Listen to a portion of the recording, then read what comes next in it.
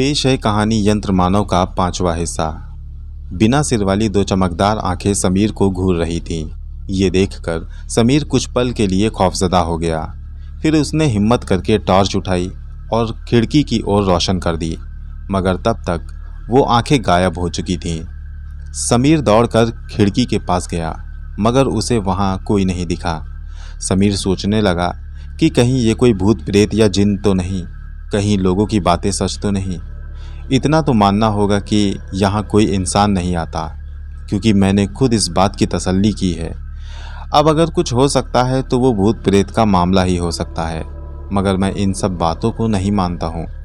लेकिन जो यहाँ हो रहा है उसे भी झुठलाया नहीं जा सकता। मुझे इन सब का पता लगाना होगा। समीर अभी इसी सोच में गुम था कि तभी उसे ये एहसास हुआ कि कोई सीढ़ियों से नीचे की ओर भागा है। समीर लपक कर सीढ़ियों की ओर दौड़ा। उसने नीचे झांका और सीढ़ियां उतरने लगा। नीचे उतरते वक्त उसके पैरों में कुछ कांटा सा चुभ गया। वो रुक कर पैर से कांटा निकालने लगा। उसने कांटा निकाला और वहीं फेंक कर फिर सीढ़ियों से नीचे आ गया। वहाँ उसे कोई नहीं मिला। वो वापस आकर अपनी जगह पर बैठ गया। सोचने लगा कि कहीं इस जगह पर ज़रूर कोई ना कोई बात है। कुछ ना कुछ तो है जिसका एहसास मुझे हो रहा है। ये जो कुछ भी है, मुझे इसके राज से पर्दा हटाना होगा। रात भर वो इन्हीं सब सोचों में गुम रहा।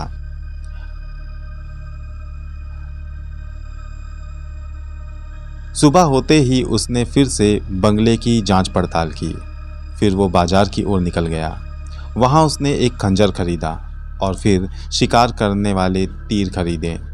80-90 के दशक में गांव के लोग शिकार के बहुत शौकीन हुआ करते थे, इसलिए गांव में शिकार करने के सामान मिल जाया करते थे। सारा सामान लेकर वो वापस अपने बंगले में आ गया और रात होने का इंतजार करने लगा। धीरे धीरे रात का सन्नाटा फैल गया। समीर ने खाना खाकर एक मध्यम सा दिया अपने बिस्तर के पास रोशन कर दिया और तीर कमान लेकर बंगले से बाहर आ गया। वो रात को बाहर से ही बंगले पर निगरानी रखना चाहता था। वो एक बड़े से दरख्त के पीछे छिप गया और बंगले के दूसरे माले पर, जहां उसने दिया रोशन किया था, वहां पर नज़र रखने लगा। देर रात तक उसे कुछ भी अजीब सा ना दिखा, मगर आधी रात के करीब उसके कमरे की दीवार पर एक पुरस्कार परछाई दिखाई पड़ी। ये देखकर वो चौकन्ना हो गया। वो परछाई एक जगह पर ही खड़ी मालूम दे रही थी। फिर उस परछाई ने हरकत की। परछाई देखकर लग रहा था कि ये किसी इंसान की परछाई है। अब समीर इंतज़ार करने लगा कि वो जो कोई भी हो खिड़की के सामने आए, ताकि वो अपने तीर से उसे घायल कर सके। मगर ऐसा हुआ नहीं। वो परछाई उसे दिखती रही, मगर जिसकी वो परछाई थी वो शख्स खिड़की के पास नहीं आया। समीर ने सोचा कि मुझे इसे रंगे हाथ पकड़ना चाहिए। वो लपक कर वहाँ से बंगले के अंदर दाखिल हुआ। दबे पांव वो अंदर की ओर ही आ रहा था कि तभी उसे यूं लगा कि कोई तेज कदम उठाते हुए ऊपर की ओर चल रहा है। समीर लपक कर अपनी जगह पर पहुँच गया, मगर उसने वहाँ पर देखा कि चारों ओर सन्नाटा फैला था। वहाँ पर कोई नहीं था। समीर चकरा सा गया। सोचने लगा कि अगर कोई यहाँ पर होता तो सीढ़ियों से नीचे भागता और मुझे ज़रूर मिलता। फिर वो खिड़की के पास गया और नीचे झांक कर देखने लगा, मगर नीचे भी उसे कोई नहीं दिखाई दिया। वो सोच में पड़ गया। यहाँ पर कोई ना कोई ज़रूर था, लेकिन वो कहाँ चला गया? अभी वो ये सब सोच ही रहा था कि उसे फिर से रात जैसी आवाज़ें आने लगी। ठक ठक की आवाज़, जैसे कि कोई हथौड़े से ज़मीन पर चोट कर रहा है। वो ध्यान से उस आवाज़ को सुन रहा था और उसने धीरे धीरे ये महसूस किया कि उस आवाज़ की धमक उस बंगले की दीवारों से आ रही है। उसने दीवार पे कान लगाए और उस आवाज़ को सुनने लगा। वो धीरे धीरे उस आवाज़ की ओर बढ़ने लगा। वो सीढ़ियों से नीचे उतरने लगा। वो जैसे जैसे कान लगाए सीढ़ियों से नीचे उतर रहा था, वैसे वैसे ही उसको वो आवाज़ और भी तेज सुनाई दे रही थी। वह भी नीचे उतर ही रहा था कि तभी उसने अपने सामने फिर वही दो आंखें नबूदार होती देखी जो उसने खिड़की पर देखी थी। वो चौकन्ना सा हो गया। वो आंखें उसकी ओर बढ़ने लगी कि तभी समीर ने खंजर निकालकर उसकी ओर दे मारा। एक खन की आवाज़ के साथ उसका खंजर दूर जा गिरा और वो आंखें कुछ पीछे चली गई। फिर उसने एक के बाद एक तीर उन्हीं आंखों की ओर छोड़ दिए। थोड़ी देर के बाद वो आंखें वहाँ से गायब हो गई। अब समीर को कुछ समझ नहीं आया। वो फिर आवाज़ की ओर ध्यान देने लगा। आवाज़ अब धीरे धीरे बढ़ने लगी थी। समीर दीवार पर कान लगाए जैसे जैसे आगे बढ़ रहा था, आवाज़ भी बढ़ती चली जा रही थी। फिर एकदम से वो आवाज़ रुक गई। समीर वहीं पर खड़ा रहा। थोड़ी देर के बाद पहले से तेज़ी से आवाज़ आने लगी। समीर आवाज़ की ओर बढ़ने लगा। वो महसूस कर रहा था कि उसका बढ़ता हुआ हर कदम आवाज़ को तेज कर रहा है। वो आवाज़ को महसूस करते करते अब उस बंगले के एक दूसरे कमरे में जा पहुंचा था। उस कमरे में यूं लग रहा था कि वहां पर कोई अदृश्य चीज़ खड़ी होकर ज़ोर ज़ोर से आवाज़ कर रही हो। उस कमरे की चारों दीवारों पर वो आवाज़ गूंज रही थी। समीर ने महसूस किया कि एक दीवार में उस आवाज़ का असर ज़्यादा था। वो ध्यान से उस दीवार को देखने लगा। दीवार में उसे कुछ भी पुरस्कार नज़र नहीं आया। वो अभी कमरे की दीवारों को निहार ही रहा था कि तभी उसे ज़मीन हिलती हुई महसूस हुई।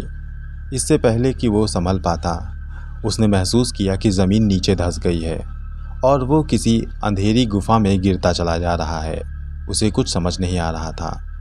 वो काफ़ी गहराई तक नीचे गिरता चला गया और काफ़ी देर के बाद उसने ये महसूस किया कि वो किसी गद्देदार चीज़ पर गिरा है।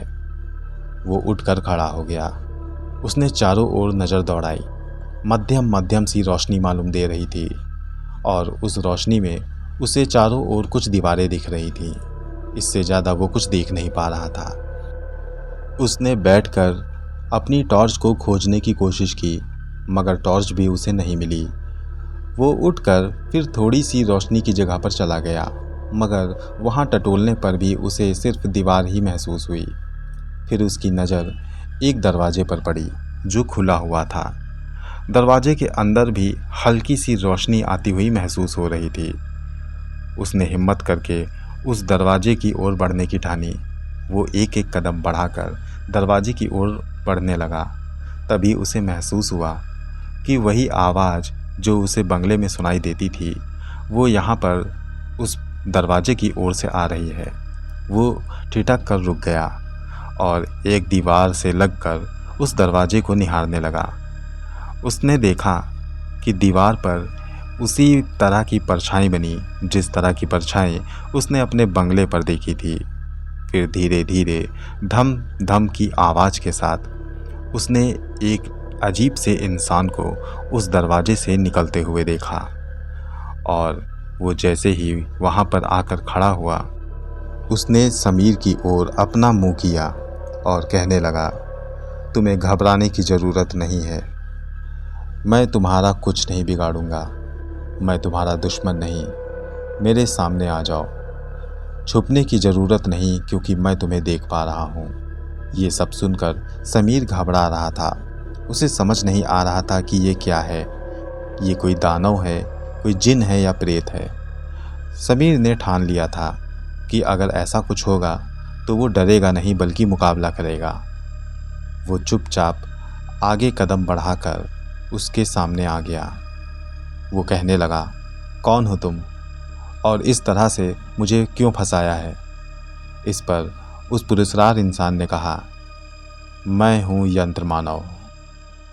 मैं तुम्हें फंसाने नहीं बल्कि तुमसे मिलने आया हूँ। उसके इतना कहने पर वहाँ पर रोशनी हो गई और रोशनी होते ही समीर ने वहाँ चारों ओर जो चीज़ें देखीं उससे वो हैरत में पड़ गया। वहाँ पर उसने ऐसी ऐसी चीज़ें देखीं जो उसने अपनी ज़िंदगी में पहले कभी नहीं देखी थीं। वो हैरान था कि आखिर वो सब क्या है। उसने एक बार फिर उस यंत्र मानव को देखा। कहने लगा, ये सब क्या है और तुम कौन हो, मुझे ठीक ठीक बताओ। यंत्र मानव कहने लगा, मैं यंत्र मानव हूँ। मैं यंत्र का बना हुआ हूँ। जिस तरीके से इंसान मांस और हड्डी के शरीर से बना होता है, उसी तरीके से मैं लोहे और अंदर दौड़ती हुई बिजली से बना हूँ।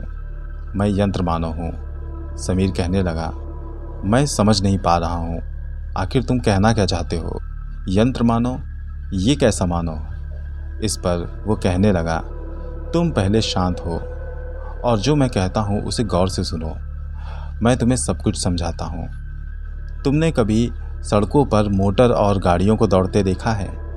समीर ने कहा, हाँ। इस पर वो कहने लगा, बस उसी तरह से मैं भी एक मशीन हूँ जो इंसानों की तरह चल फिर सकता हूँ, बोल सकता हूँ, कुछ चीज़ें समझ भी सकता हूँ और काफ़ी कुछ समझा भी सकता हूँ। समीर कहने लगा, मगर ये कैसे संभव है? यंत्र मानव ने कहा, ये सब कुछ संभव है। जो कुछ है तुम्हारे आंखों के सामने है। तुम्हारे मन में ढेर सारे सवाल होंगे। ऐसी चीज़ें तुम्हारे सामने हैं जिसका तुमने कभी तसव्वुर भी नहीं किया, मगर मैं तुम्हें सब समझाऊंगा। मुझे ध्यान से देखो। ये कहते ही उस यंत्र मानव ने अपने शरीर की चमड़ी को अपने शरीर से इस तरह से अलग कर दिया जैसे कि कोई कपड़ों को अलग कर रहा हो। उसकी चमड़ी उसके शरीर से छूटकर एक किनारे पड़ी थी। अब समीर के सामने लोहे का बना हुआ एक इंसानी पुतला था जो चल रहा था, बात कर रहा था। ये सब समीर को हैरान कर रहा था। समीर बड़ी हैरानी से उस पुतले को देख रहा था। कह रहा था कि मुझे अपनी आंखों पर यकीन नहीं हो रहा है। यंत्र मानव ने कहा, तुम्हें यकीन करना होगा क्योंकि ये सब तो तुम्हारी आंखों के सामने है। समीर कहने लगा, तुम वाकई में यंत्र के बने हो, मगर तुम आए कहाँ से? इस पर यंत्र मानव ने कहा, मैं आया नहीं, लाया गया हूँ। मुझे बनाया गया है। समीर कहने लगा, किसने बनाया तुम्हें? कौन है जो तुम्हें बनाकर यहाँ कैद करके चला गया? क्या वो भी यहाँ पर है?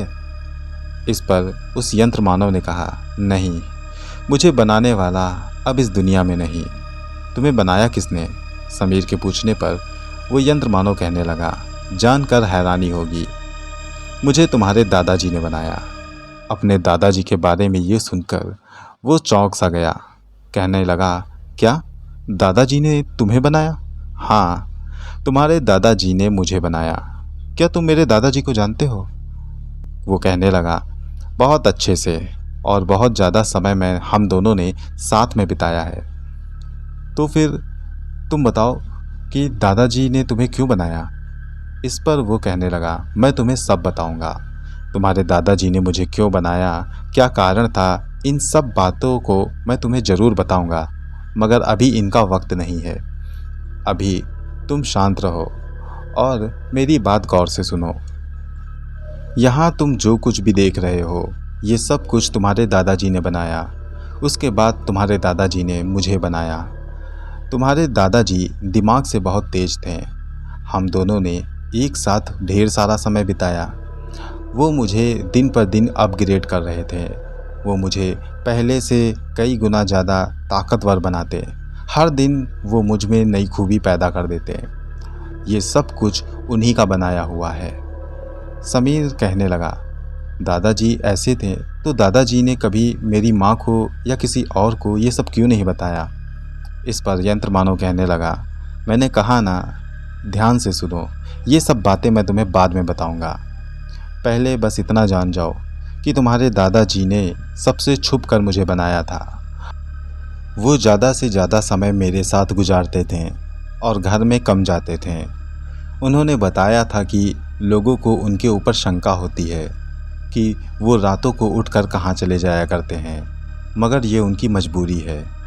उन्होंने मुझे बहुत ज़्यादा अपग्रेड किया। मुझ में इतनी ज़्यादा ताकत पैदा की कि मैं किसी भी शहर को चुटकियों में जलाकर राख कर सकता हूँ।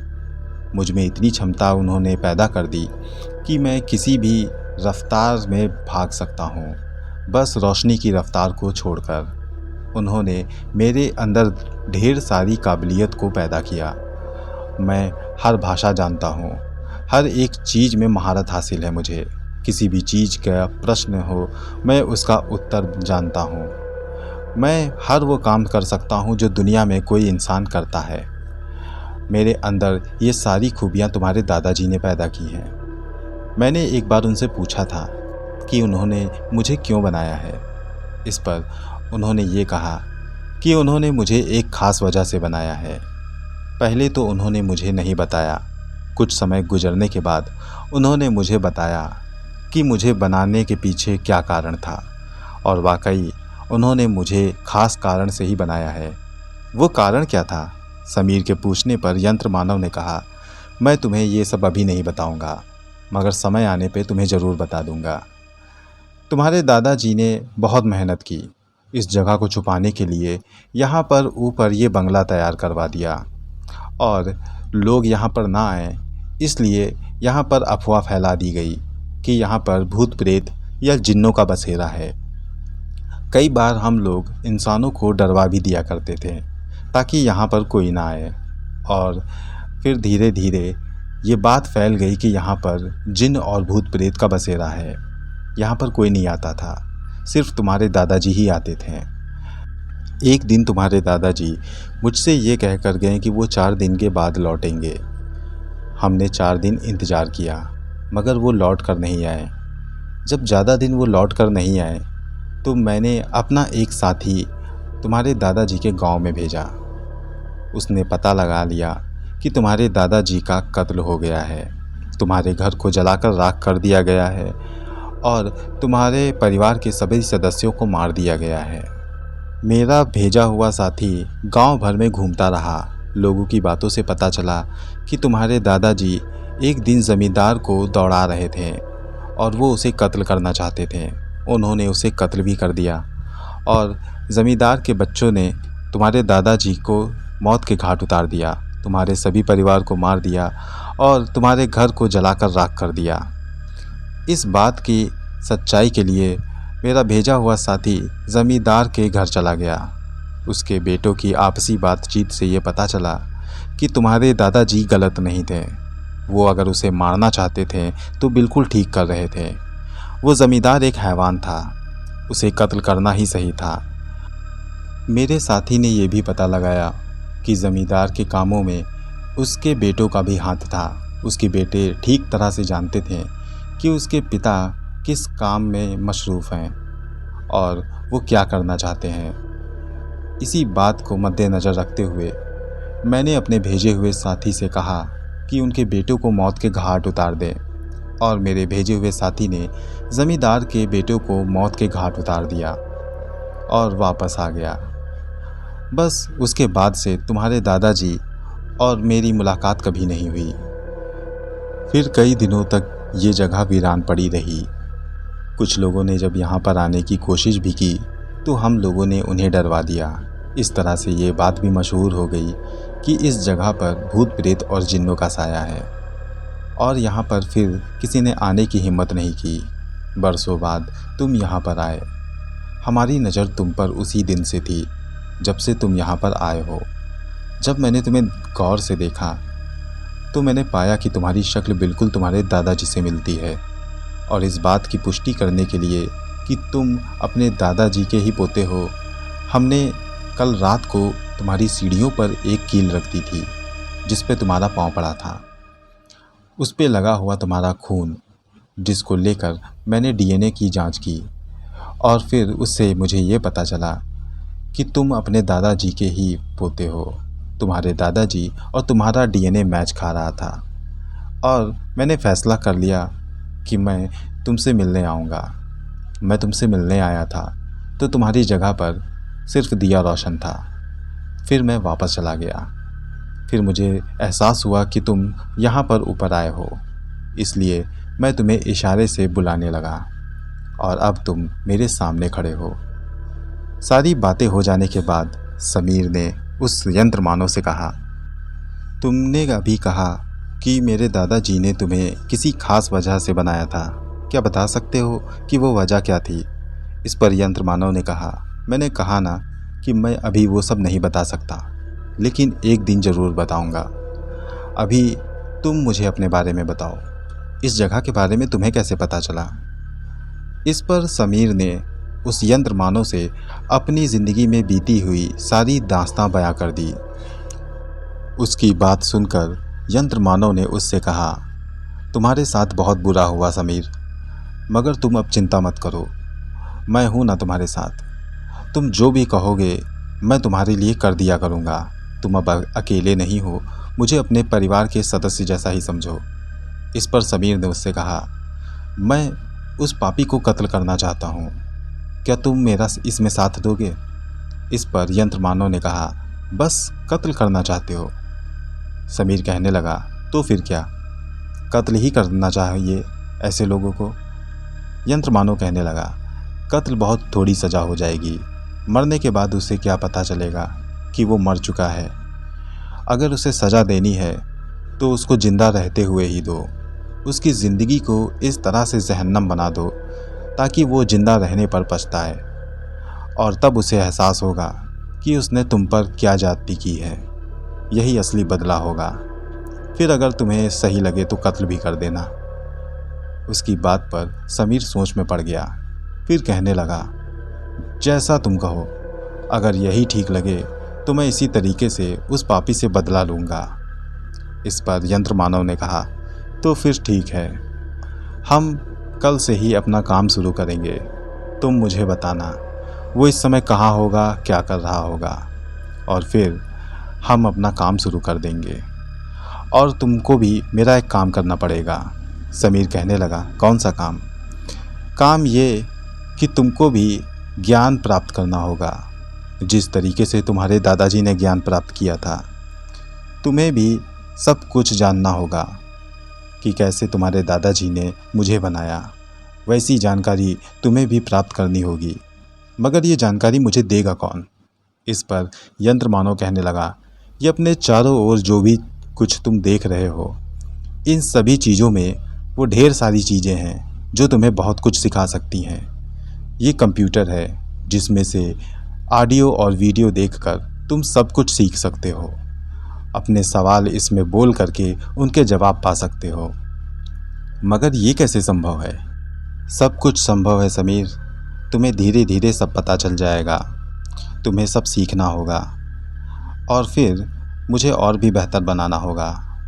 तब तक के लिए हम लोग इस बात पर विचार करते हैं कि तुम्हारे उस दुश्मन को किस तरह से नेस्तनाबूद किया जाए। दोस्तों, ये कहानी जारी है। इसका अगला भाग अगली वीडियो में लेकर आऊँगा। कहानी आपको कैसी लग रही है कमेंट बॉक्स में हमें इसके बारे में ज़रूर बताएं।